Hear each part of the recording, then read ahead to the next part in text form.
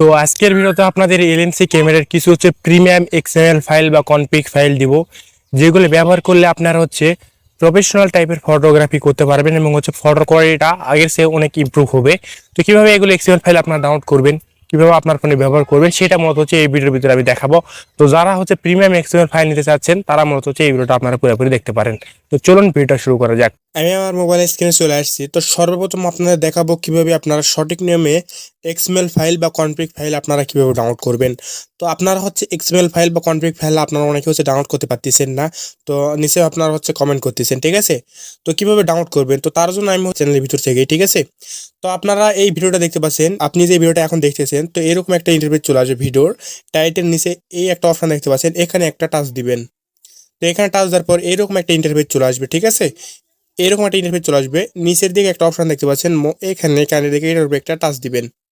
তো এটার উপর টাচ দেওয়ার পর নিচের দিকে স্ক্রল করলে প্রথমেই আপনারা পেয়ে যাবেন যে লিঙ্কটা এখানে লেখা আছে, দেখতে পাচ্ছেন এক্সএমএল ফাইল লিঙ্ক বা কনফিগ ফাইল লিঙ্ক, ঠিক আছে।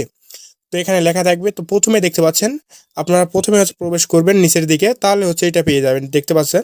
তো এরপরে লিঙ্কটা দেখতে পাচ্ছেন, লিঙ্কের উপরে একটা টাচ দিবেন। তো লিঙ্কের উপর টাচ দেওয়ার পর এরকম একটা ইন্টারফেস চলে আসবে, এখান থেকে এই আইকন দেখতে পাচ্ছেন, এখানে একটা টাচ দিবেন।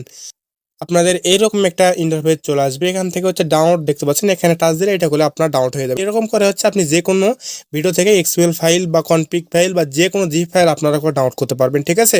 আমি যে এলএমসি ক্যামেরার এক্সএমএল ফাইলটা দিব সেটা মূলত জিপ ফাইল আকারে আছে, ঠিক আছে। কিভাবে জিপ ফাইলটা আনজিপ করবেন এইটা যদি আপনারা না পারেন, তাহলে ভিডিও ডিসক্রিপশন বক্সে একটা ভিডিও দিয়ে দেবো, ওখান থেকে দেখে ওই ভিডিওটা আপনারা জিপ ফাইলটা আনজিপ করে নেবেন। এবং জিপ ফাইলে করলে 4 সংখ্যার পাসওয়ার্ড দেওয়া থাকবে। আপনি যদি ভিডিওটা পুরোপুরি দেখেন তাহলে স্ক্রিনে 4 সংখ্যার পাসওয়ার্ড শো করবে, সেই 4 সংখ্যার পাসওয়ার্ডটা করলে আপনি জিপ ফাইলটা আনজিপ করতে হবে, ঠিক আছে। তো এখন আপনারা যে ভিডিওটা দেখতে পাচ্ছেন, এই ভিডিও ডিসক্রিপশন বক্স থেকে মূলত জিপ ফাইলটা আপনারা ডাউনলোড করবেন।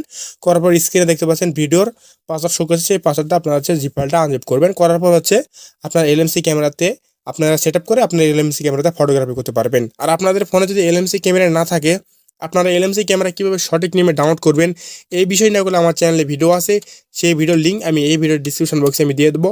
ওখান থেকে মূলত ভিডিওটা দেখে আপনারা এলএমসি ক্যামেরাটা ডাউনলোড করে নিন। এলএমসি ক্যামেরা যাবতীয় যত প্রবলেম আছে, এগুলো প্রবলেম বিষয়ে এলএমসি ক্যামেরার যত ধরনের প্রবলেম আছে সব প্রবলেম বিষয় নিয়ে আমার চ্যানেলে ভিডিও দেওয়া আছে, সেগুলো ভিডিও আপনারা দেখতে পারেন এলএমসি ক্যামেরা যদি প্রবলেম হয়ে থাকে।